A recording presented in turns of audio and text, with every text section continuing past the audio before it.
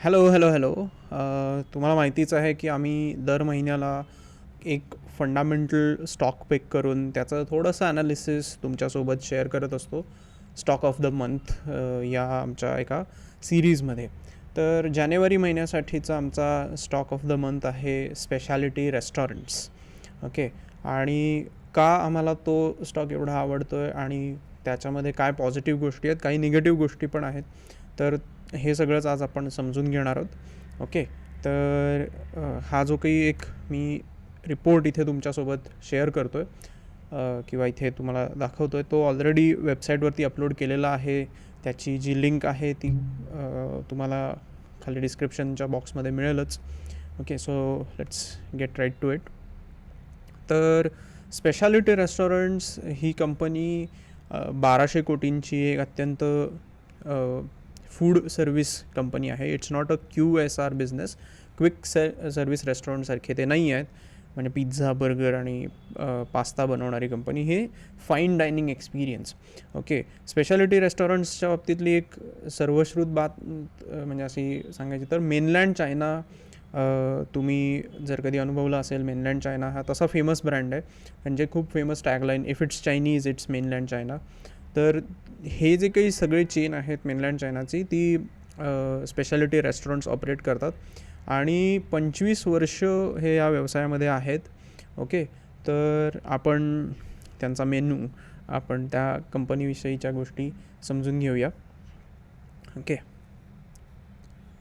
तर सगळ्यात पहिल्यांदी ही जी काही रेस्टॉरंट इंडस्ट्री आहे ती खूपच काय म्हणूया आपण एक रॉकेट शिपसारखी ग्रो करेल असं अनेक फॉरेन इन्स्टिट्यूशन्सनी त्यांच्या रिपोर्ट्समध्ये म्हटलेलं आहे.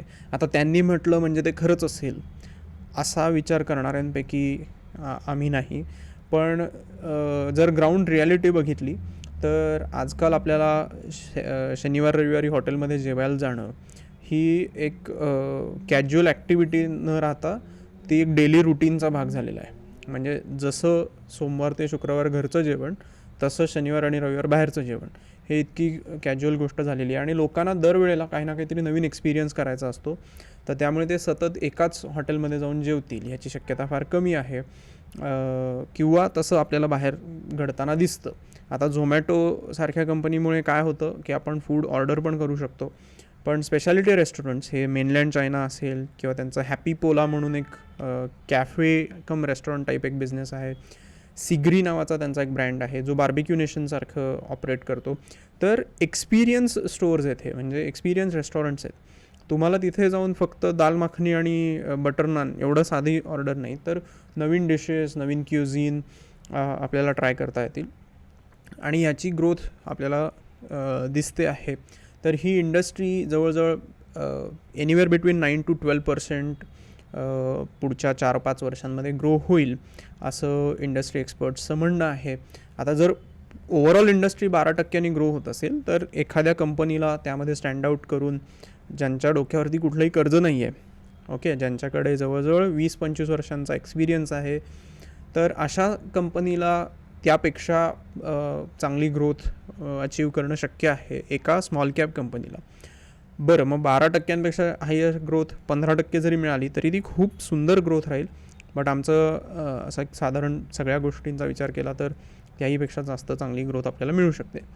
ओके. सो स्पेशालिटी रेस्टॉरंट्स ही जी कंपनी आहे ही अंजन चॅटर्जी या माणसांनी 1992मध्ये सुरू केली आहे. साधारण 1992मध्ये त्यांनी कलकत्ताचं जे क्युझिन आहे हे कलकत्ताचं क्युझिन ओनली फिश या नावाने मुंबईमध्ये सुरू केलं होतं आणि त्यानंतर आय गेस 1994 का 96मध्ये स्पेशालिटी रेस्टॉरंट्स या कंपनीची स्थापना झाली आणि तेव्हापासून ही कंपनी अतिशय अप्रतिम बिझनेस करते आहे.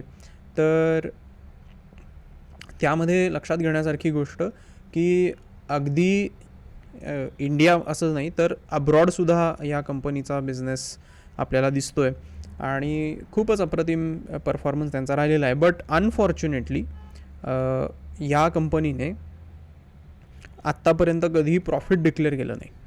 कारण स्टेज 1चं जे एक खासियत आहे स्टेज 1मध्ये ऑपरेट होणाऱ्या कंपनीची. तर त्या पद्धतीने ही कंपनी एक्सपान्शन मोडमध्ये होती. ओके, सो इथे आपण चार्टवरती बघू शकतो 2012मध्ये जेव्हा यांचा IPO आला होता, त्यानंतर आजपर्यंत या कंपनीची जी शेअर प्राईज आहे ही फक्त 42% वाढलेली आहे. ओके, किती वर्षांमध्ये? तर जवळजवळ 9 पण नाही, ॲक्च्युली 10 वर्षांमध्ये एवढी प्रचंड ग्रोथ आपल्याला ह्याच्यात, प्रचंड ॲज इन 4% ग्रोथ होते मग ॲन्युअली. तर अशी मिनिस्क्युअल ग्रोथ आपल्याला दिसते. आणि आता मात्र ह्या कंपनीने नाव कमवलेलं आहे, एक्सपिरियन्स कमवलेला आहे, बेस कमवलेला आहे आणि कंपनीकडे कॅश पण चांगली आहे, कंपनीच्या डोक्यावर कर्ज नाही आहे. सो पुढच्या काळामध्ये खूप सुंदर ग्रोथ होईल हे आपल्याला दिसतं आहे. ओके, कंपनीचा जो PE रेशो आहे हा 25 आहे. PB रेशो जो आहे हा price to book value ratio हा थोडासा जास्त आहे, 6ला जातो आहे तो ॲक्च्युली आयडियली 4पर्यंत असायला हवा. ROE त्याचा 25 दिसतो आहे आपल्याला. मार्केट कॅप फक्त 1125 कोटी आहे. म्हणजे at the time of making this report it was coating at 1100 crores, पण नंतर कंपनीची स्टॉक प्राईज ही जवळजवळ 10 ते 11% गेली आहे. सो तो थोडंसं ॲडिशन याच्यात दिसेल. प्रमोटर होल्डिंग यामध्ये 52% स्टेडी प्रमोटर होल्डिंग आहे. ओके, सो 48% काही रिटेल इन्व्हेस्टर्सचं होल्डिंग आहे का? तर नाही, तिथेसुद्धा इन एक्सेस ऑफ 2 लाख जे काही होल्डिंग आपल्याला दिसतं आहे असे पण काही इन्व्हेस्टर्स या कंपनीमध्ये आहेत. Okay, debt to equity ratio यांचा 0 आहे. आता ही कंपनी काय काय ऑपरेट करते? तर मेनलँड चायना हे त्यांचं फ्लॅगशिप रेस्टॉरंट्स आहे. ते 10 सिटीजमध्ये त्यांचे 23 आउटलेट्स आहेत. Asia cuisine by mainland China ही एक त्यांची मेनलँड चायनाचंच अजून एक सबसिडियरी टाईप त्यांचं फ्लॅगशिप एक रेस्टॉरंट आहे. हॅपी पोला पुण्यामध्ये विमाननगरला हॅपी पोलाचं तुम्हाला रेस्टॉरंट आहे. मेनलँड चायनासुद्धा पुण्यात ऑपरेट होतं. सिग्री हे बार्बेक्यू नेशनच्या स्टाईलवरती प्रत्येक टेबलला एक बार्बेक्यू आणि अनलिमिटेड फूड या पद्धतीने ते काम करत आहेत. डॅरिओल हा फक्त कलकत्तापुरता मर्यादित सध्याचा तरी ब्रँड आहे, पण पेस्ट्रीज आणि केकमध्ये खूपच फॅन्सी पेस्ट्रीज. ओके, जो आत्ताचा एक ट्रेंड झालेला आहे ना, काही गोष्ट झाली की केक ऑर्डर करून सेलिब्रेट करायचा, पण प्रत्येक वेळेला फक्त मॉन्जिन्स किंवा अजून आपल्या लोकल ब्रँडपेक्षा काही आपल्याला फॅन्सी जर हवं असेल तर डॅरिओल हा खूप पुढे सक्सीड होऊ शकतो. रादर तो आत्ता जस्ट एका सिटीमध्ये आहे. So there is lot of ground that needs to be covered. Okay, ओ कलकत्ता हा त्यांचा अजून एक खूप फेमस ब्रँड जो 5 सिटीमध्ये 8 आउटलेट्स त्यांचे आहेत आणि असे अजून 10 ते 15 डिफरंट रेस्टॉरंट्स त्यांचे आहेत. यामध्ये एक नाव मुद्दामून ॲड केलेलं नाही आहे, ते म्हणजे चौरंगी नावाचं एक त्यांचं स्पेशालिटी आपण म्हणूया किंवा फाईन डायनिंग एक्सपिरियन्सचं एक रेस्टॉरंट आत्ता जस्ट 6 महिन्यांपूर्वी लंडनमध्ये सुरू झालं आहे.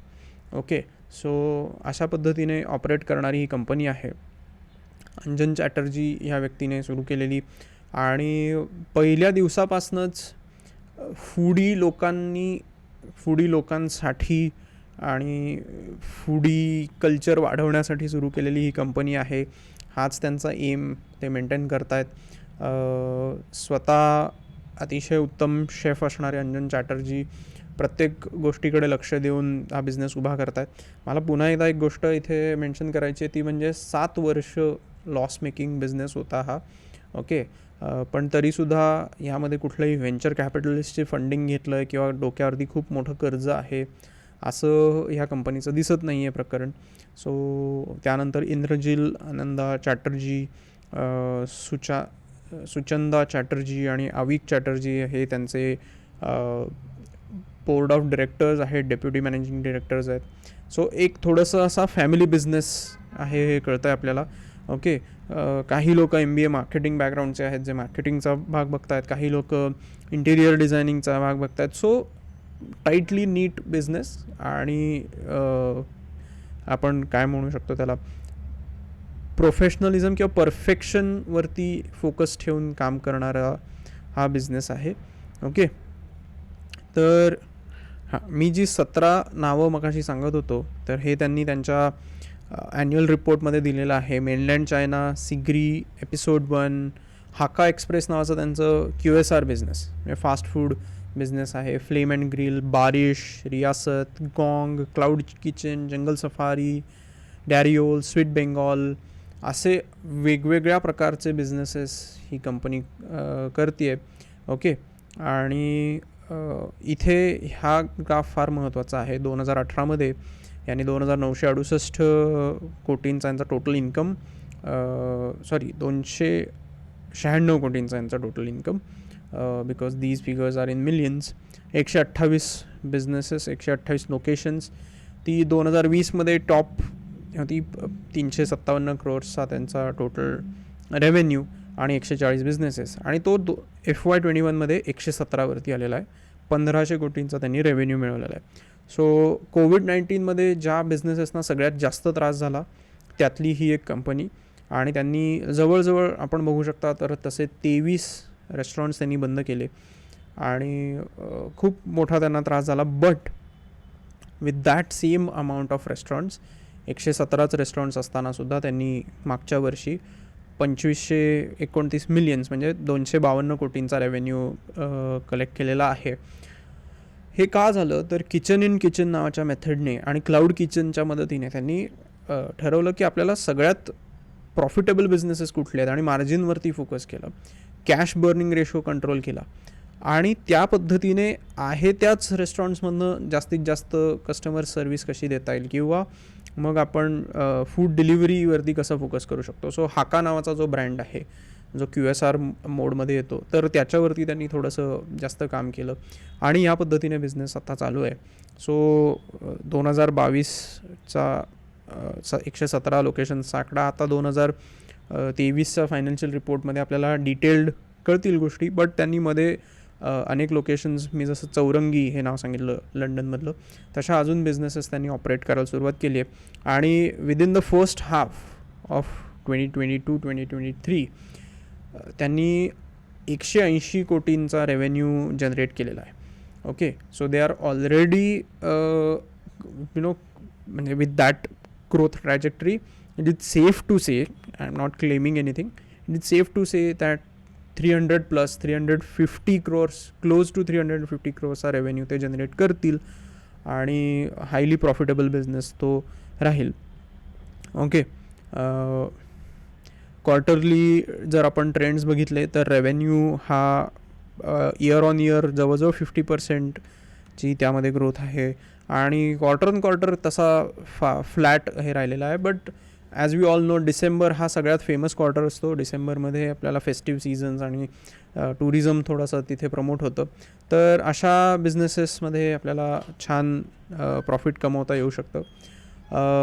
अदर इन्कम इथे थोडंसं डिप झालेलं आहे त्यांचं. ओके. टॅक्स यावेळेला त्यांनी टॅक्सचं जे काही एक्सपेंडिचर आहे तो मेन्शन केलेला आहे.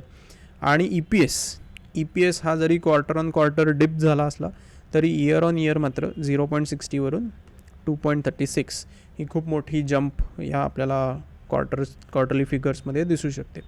Okay. Profit before tax has also increase significantly आणि येत्या काळात तो कीप ऑन रायझिंग ओनली असं चित्र दिसतं आहे.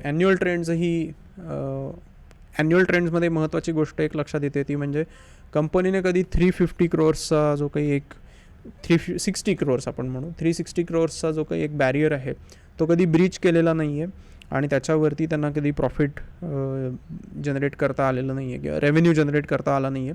But finally the company can with one of its plan, आपण त्याविषयी बोलूया, हा जो ट्रेंड आहे हा ब्रेक करू शकतील. पण मागच्या वर्षी कंपनीने एक ट्रेंड ब्रेक केला आणि खूपच महत्त्वाचा, तो म्हणजे फुल इयर प्रॉफिटॅबिलिटी. ओके. कंपनीला सतत इथे 53 रुपीजचा लॉस, 6 रुपीजचा लॉस, 38 रुपीजचा लॉस, 29 रुपीजचा लॉस, असे सतत लॉस बुकिंग करणारी ही कंपनी फायनली त्यांनी फुल इयर प्रॉफिट इथे डिक्लेअर केलं आणि 2.88 रुपीजचं EPS त्यांचा दिसतो आहे. The company is already in with first 3 quarters already the company has achieved 2 rupees EPS त्यांचा आपल्याला दिसतो आहे with 2 more quarters to go. तर येत्या काळात कंपनीचा अत्यंत सुंदर प्रॉफिट इथे असेल यात काहीच शंका नाही. आणि एक महत्त्वाची गोष्ट अशी लक्षात येते की कंपनीचे जे रेस्टॉरंट काउंट आहे तो कमी झाला होता 140 वरनं 117 वरती. आणि तरीसुद्धा प्रॉफिटेबिलिटी म्हणजे त्यांनी कॅश जी आहे ती अत्यंत व्यवस्थित वापरलेली आहे आणि त्याच्यात हाय प्रॉफिटेबिलिटी बिझनेसेसवरती फोकस करून they have found their way out किंवा they have steered the ship very wisely.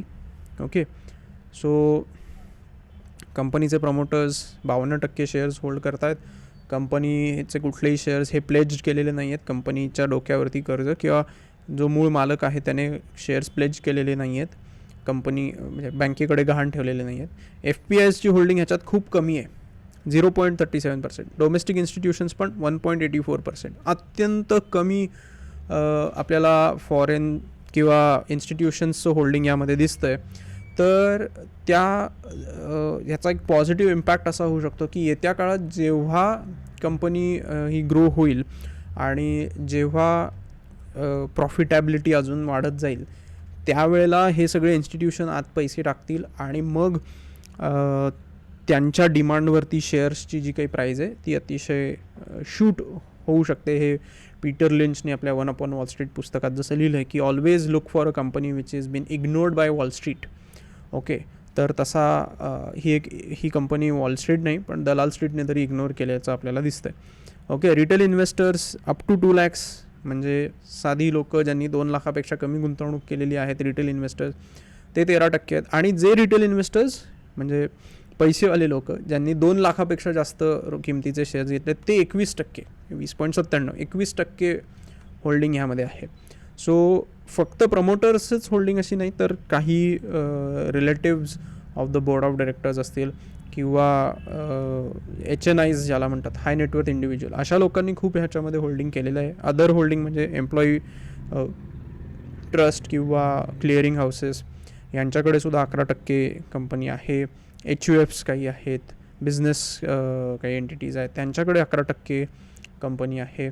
आणि इथे एक फार महत्त्वाची गोष्ट सांगायची आहे ती म्हणजे कंपनी आता नवीन त्यांनी काय केलेलं आहे, त्यांचं जे ऑथराइज्ड शेअर कॅपिटल आहे ते ऑलमोस्ट 600 crores म्हणजे एक्सपॅन्ड केलेलं आहे. 127 crores नवीन इन्व्हेस्टमेंट, नवीन शेअर्स इश्यू केले जात आहेत, वॉरंट्स इश्यू केले जात आहेत ₹212 पर शेअर या किमतीने. याचा सोप्या भाषेत तुम्हाला अर्थ सांगायचा तर ₹212 प्रमाणे नवीन शेअर बनवून कंपनी काही लोकांना देते. ऑलरेडी देऊन झालेले आहेत, अलॉट झालेले आहेत.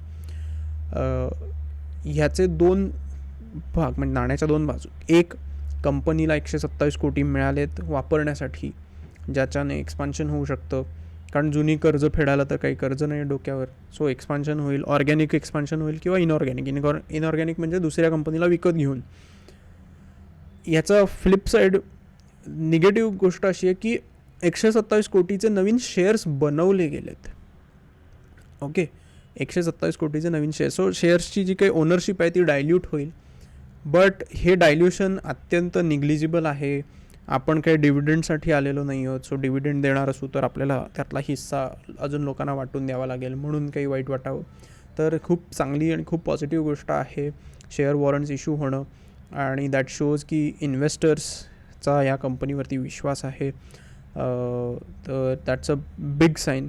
टेक्निकल साईडला जर बघायचं झालं तर कंपनी ही स्टेज 2मध्ये आहे आणि बऱ्याचदा कंपनी एक छान बेस तयार करून त्यानंतर रॅली मिळते आहे. सो उगाच कशा काही मॅन्युप्युलेटेड रॅली आपल्याला ह्याच्यात दिसत नाही आहे.